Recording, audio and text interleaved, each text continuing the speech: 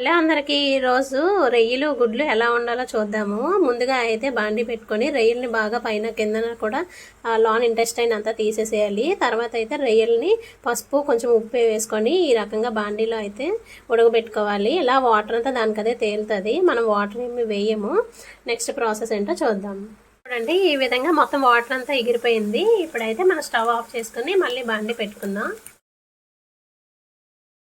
ముందైతే బాండి పెట్టుకొని ఆల్రెడీ ఎగ్స్ ఫ్రై చేసినవి అయితే ఆయిల్ అండి ఇది. మనమైతే ముందు ఇప్పుడు ఆల్రెడీ తరిగి పెట్టుకున్న ఉల్లిపాయలు, టమాటాలు, పచ్చిమిరపకాయలు, కరివేపాకు, అల్లం వెల్లుల్లి పేస్ట్, జీలకర్ర వేసుకున్నాము. ఇవైతే ఇందులో వేసుకుందాము.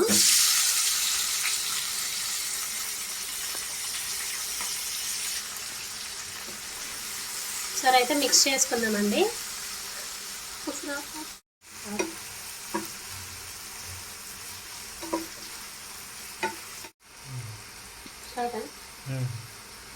ఇప్పుడైతే సాల్ట్ సరిపోయినంత వేసుకుందామండి. ఆల్రెడీ ఎగ్స్కి అలాగే ప్రాన్స్కి కూడా మనం కొంచెం కొంచెం సాల్ట్ వేసుకున్నాము.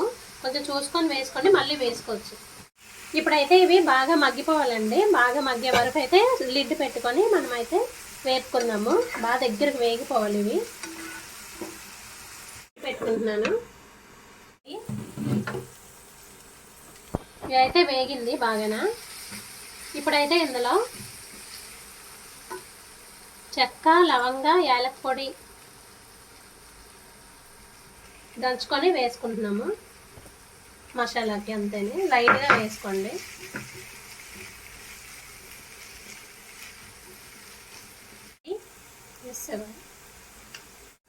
పసుపు, కారం, ధనియాల పొడి ఇవన్నీ ఒకసారి మిక్స్ చేసుకోండి.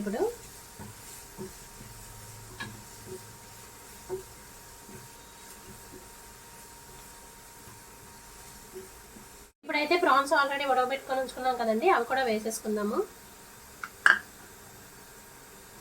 ఒకసారి అయితే మిక్స్ చేసుకుందాం.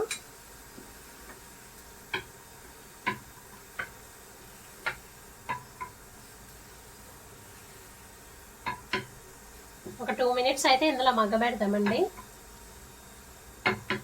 ఆ మసాలా అంతా దీనికి పట్టే వరకు అయితే ఒకసారి చూసుకుందామండి.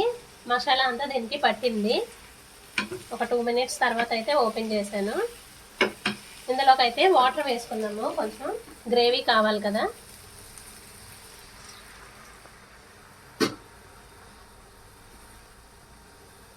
ఇప్పుడైతే మూత పెట్టుకొని దగ్గరికి కూర వచ్చే వరకు చేసుకుందాము.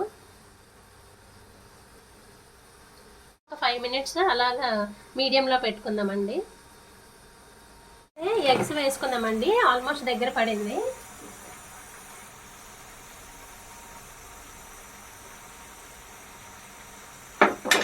ఒకసారి అయితే మిక్స్ చేసుకుందాం.